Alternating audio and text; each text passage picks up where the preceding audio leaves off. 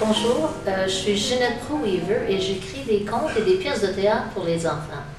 D'abord, ma première pièce, c'est la suite d'un cours, s'intitule « Le procès des humains ». C'est une pièce dont le thème est celui des animaux et c'est pour les enfants de 10, 11, 12 ans et on sait qu'ils aiment beaucoup les animaux. Alors, je l'ai déjà vu jouer par des groupes d'élèves de cet âge.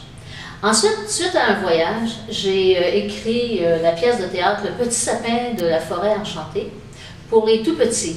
Ça se lit comme un conte, mais aussi on peut jouer. Et encore une fois, je l'ai vu jouer par des élèves un petit peu plus vieux qui sont venus présenter aux tout petits de la maternelle jardin première année. Enfin, j'avais le goût d'écrire pour les adolescents. Et j'aime beaucoup les contes de fées. Alors, j'ai laissé tout ça mijoter et puis un jour, je me suis mise à écrire La princesse Popcorn. C'est une pièce de théâtre pour les ados, comme j'ai dit, et c'est l'histoire de la princesse qui vit chez la sorcière.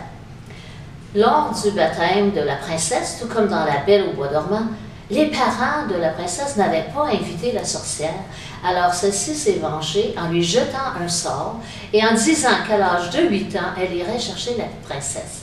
Alors ça fait 8 ans que la princesse vit avec la sorcière, elle a donc 16 ans, et la sorcière est vraiment désespérée parce que tout ce que la princesse fait, c'est de manger du popcorn, boire du cola, regarder la télévision toute la journée, écouter de la musique à pleine tête.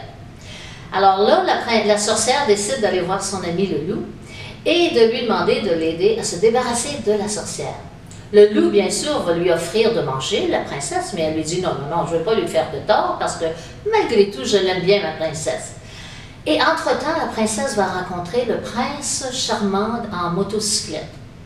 Elle va devenir très amoureuse de lui, mais la sorcière réalise que ce n'est pas un jeune homme pour elle, puisqu'il est égoïste et puis il ne pense qu'à lui.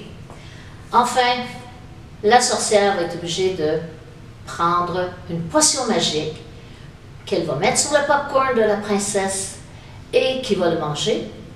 Et le lendemain matin, oh, surprise, catastrophe! Le prince charmant, bien sûr, va laisser tomber la princesse. Et celle-ci, à force d'avoir des peines, va réaliser qu'elle doit changer. Ainsi, comme je l'ai dit, c'est une pièce de théâtre pour les ados. Elle a déjà été jouée dans certaines écoles et j'ai été témoin, je l'ai vue.